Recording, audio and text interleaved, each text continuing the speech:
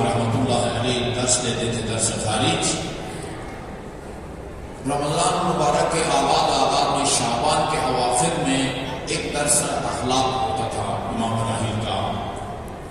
مجھے ایک درس میں شرکت کا موقع ملا، وہ نصیحت فرما رہے تھے طلباء کرام کو، فرما رہے تھے ابھی یہاں سے درس کے بعد آپ باہر نکلنے لگے، اگر کوئی بچہ، کوئی بڑا سنجیدہ بھی نہیں، ایک بچہ آ کے کہے کہ مسجد کے مین گیٹ کے باہر، گیٹ کے ساتھ گلی میں ایک شیر بیٹھا ہوا ہے، ایک درندہ بیٹھا ہوا ہے، تو یہاں سے نکلتے وقت آپ کبھی بھی اس بچے کی بات کو نظر انداز نہیں کریں گے، سوچیں گے کہ یہ سچ تو نہیں کہتا۔ فرما رہے تھے ہم گناہوں کے مقابلے میں یعنی اتنے بھی نہیں جھجکتے جتنا اس بچے کی خبر سے باہر نکلتے وقت جھجکتے ہیں۔ یہ عظیم مفسر آیت اللہ سیستانی حفظہ اللہ کی تعبیر میں یہ فقید سعید اس قسم کے اجتماعات میں، مبلغین کے اجتماعات میں، علماء اور فاضلین کے اجتماعات میں، سیمینار میں جو مکتب کی تبلیغ اور دفاع کے مناسبت سے منعقد ہوتی تھی، ان میں ایک جملہ کہا کرتے تھے، سب کے لیے بالعموم اور ہم طلباء کے لیے جن کو معاشرہ علماء دین کہتا ہے، یہ ایک سبق ہے۔ فرماتے تھے اگر کوئی بہت بڑا زمیندار وڈیرا لینڈ آدمی آپ سے کہے کہ آپ ہمارے علاقے میں آ کے کام کریں، مدرسہ بنائیں، مسجد بنائیں، یا کوئی بھی آپ کو وہ کریں دینی ادارہ بنائیں، میں آپ کی پشت ہوں، آپ کے تمام تر اخراجات میں برداشت کروں گا، آپ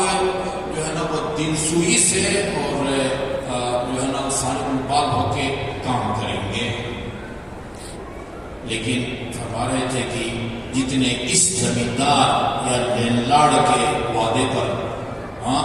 وہ ہم کو اعتماد ہوتا ہے، اتنا خدا کی ذات پر اعتماد نہیں ہوتا، جس نے کہا وہ ہے وَمَن يَتَوَكَّلْ عَلَى اللَّهِ فَهُوَ حَسْبُهُ،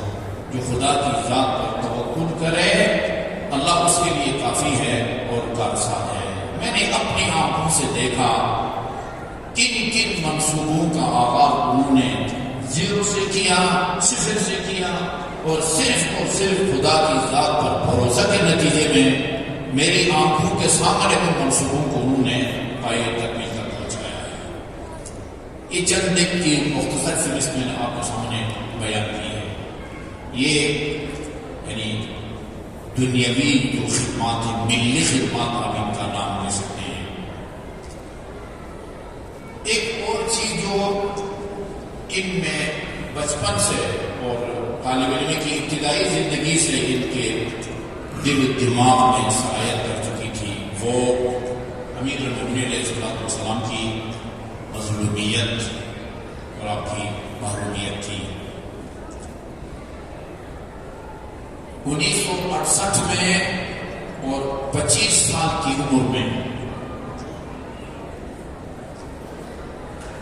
مولا اور ولی کے معنی پر بہت ساری کتابیں لکھی گئی ہیں، مستقل کتابیں بھی لکھی گئی ہیں۔ من کنت مولا فہذا علی مولا، اس حدیث متواتر سے مولا کا کیا مطلب ہے؟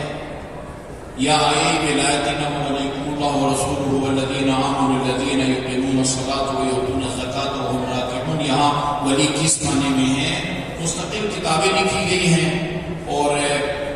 جو دورے ہیں جیسے القدیر ہے یا احقاق الحق ہے، ان میں بھی اس موضوع پر بحث کی گئی ہے۔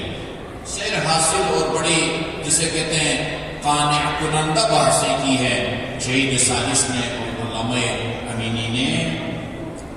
انہوں نے 25 سال کی عمر میں اور نجف میں اپنی طالب علمی کے دوران مولا اور ولی کے